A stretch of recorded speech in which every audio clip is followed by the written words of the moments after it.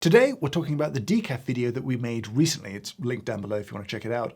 We made some errors in that video and we need to correct them. Now, at the start of this, I want to say a massive thank you to Dr. Samer Smrke.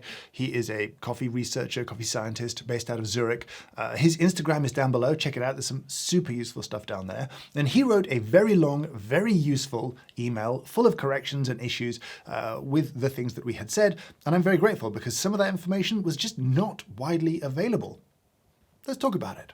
Firstly, we made one big error, an error of omission. I never said explicitly that the decaf process is damaging to the coffee bean, right? If you listen to that original video, you could think that decaffeination selectively just removes caffeine and everything is the same afterwards. Decaf should taste the same as caffeinated coffee. And if you've tried them both, you know that isn't true. I'm not trying to deceive anyone. That process, and the drying of decaf afterwards has an impact on all aspects of the coffee's chemistry. And that will lead into how it roasts and other stuff, which we'll come to in a second. But it is important that I say that.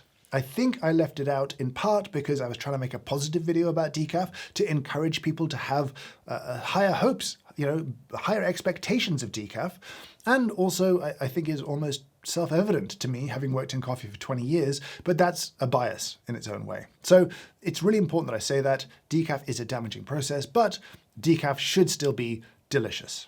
Now, this also leads into something else, which is I was perhaps dismissive of how difficult decaf can be to brew. We have a very nice setup here for brewing coffee, perhaps as good a setup as you could imagine. And so it's not surprising that we don't really struggle brewing different coffees, but a lot of you reached out and in a variety of different ways told me of some of the challenges that you have. Now, interestingly, Samo said that commercial companies making things like pods tend to grind decaf much coarser for them to work properly in that situation. However, lots of you brewing decaf for espresso at home said, oh, I need to grind so much finer for decaf because otherwise my shots just run really fast. This, I think, is two things. One, it's tied into the varying chemistry of the coffee post the decaffeination process. And two, I think it's really hard to separate how a decaf coffee has been roasted from the decaffeination process itself. These two things kind of intertwine to create a coffee that grinds differently. It's something I'd actually like to go back and look at now. It's something that I think I need to pay some attention to explore further in the future. But I think it was unfair of me to say it brews like normal coffee, even though that's been my experience for the most part. It's not been yours. And then there are some more specific mistakes. Now, when it came to the decaf processes, in some cases we didn't completely explain the process as a sort of editorial decision, not to kind of go too deep onto everything, and perhaps we should have covered them in more detail. In other cases, we might have perhaps oversimplified.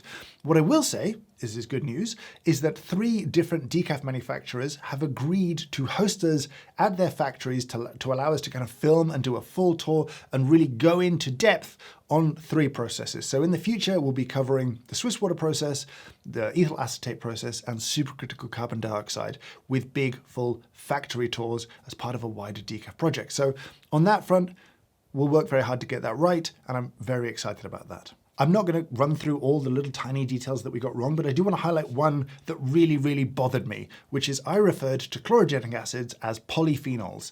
They're not polyphenols, they're phenolic acids, they're phenolic compounds, but they're not polyphenols. Now, this is actually really common. In research, published research papers, they refer to chlorogenic acids as polyphenols. They're not polyphenols, and we should be using the right word. We should be using the accurate word. And it might seem fussy and nitpicky, but that's the level we want to hold ourselves to on this channel with the information that we give you. We want to do a better job. And so I will say thank you again to Samo and other people who messaged me, emailed me, sent me papers, sent me their experiences. We want to do a better job. We will do a better job. I hope this video is useful. I hope you still enjoyed the other decaf video. I've been really pleased by the broad response to that. And so it really annoys me that we got some things wrong, but consider those corrected at this point. If there are other things you want to talk about, well, I'd love to hear from you down in the comments below. But for now, I will say thank you so much for watching, and I hope you have a great day.